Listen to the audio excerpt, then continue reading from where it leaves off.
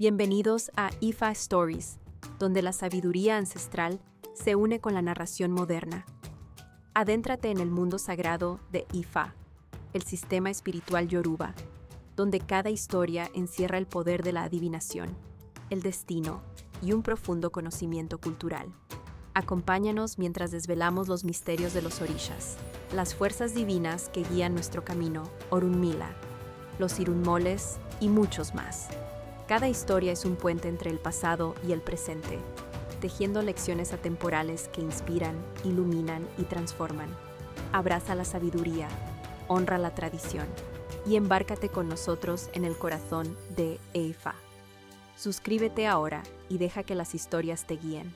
Para explorar historias yoruba completas, enseñanzas de Ifa y sabiduría ancestral, visita nuestro sitio web www.ifastories.com.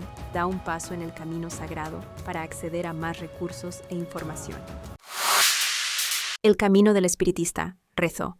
Arkakbe roso untele isin awo riso epquo gunisini iwin risa abanidille afilleba egoworo esayo olorun ni adifafun runmila adifafun sango atiegun patakin. En la tierra de Shpkue, Eru, la mayoría de sus habitantes eran tomados por los Egun, cuyas personas se dedicaban únicamente a la práctica espiritual, pues allí no conocían a los risas. Entre estas personas que eran tomadas por los Egun, había una que en ocasiones, al ser montado por cierto Egun, se transformaba en forma distinta y comenzaba a hablar palabras incoherentes que los demás no entendían. Al darse cuenta de que no era comprendido en su léxico, se volvía frenético y hacía rodar a su caballo, cuerpo del médium, por el suelo. Un día, aquel individuo tuvo una revelación que le decía que se fuera de aquellas tierras, para que pudiera encontrar su verdadero camino. Al día siguiente se puso en marcha y llegó a la tierra de Arambá, donde empezó a hacer amistades. Un día fue invitado a una labor espiritual, y a pesar del miedo que lo invadía, por temor a que aquel espíritu lo montara y lo hiciera revolcarse ante personas desconocidas, aceptó ir para complacerlos.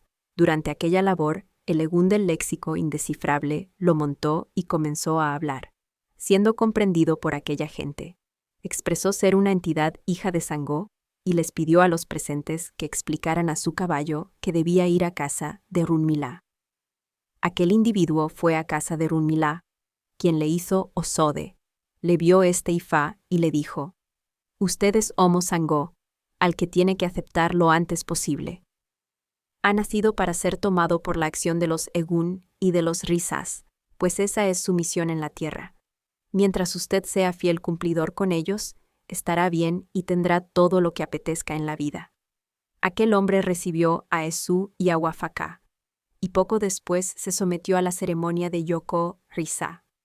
Luego se fue a la tierra de Usu Awon Risa, donde en poco tiempo se hizo rico y poderoso, y era considerado y respetado por todos.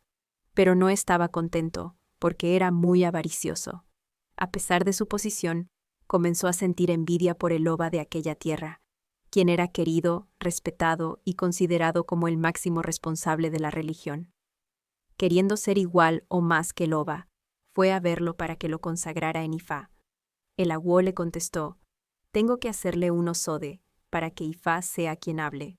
El Awo le vio a Kebe rozó un telé y le dijo: «Usted es una persona muy ambiciosa y envidiosa, y solo desea ser más de lo que es, y eso es algo malo». Ifa dice, además, que su camino es ser instrumento de Egun y de Risa, y que nunca podrá ser intérprete de Ifa. Confórmese con lo que Olofin le ha dado, y no trate de abandonar su verdadera misión, para que no se destruya. Toi Banesu.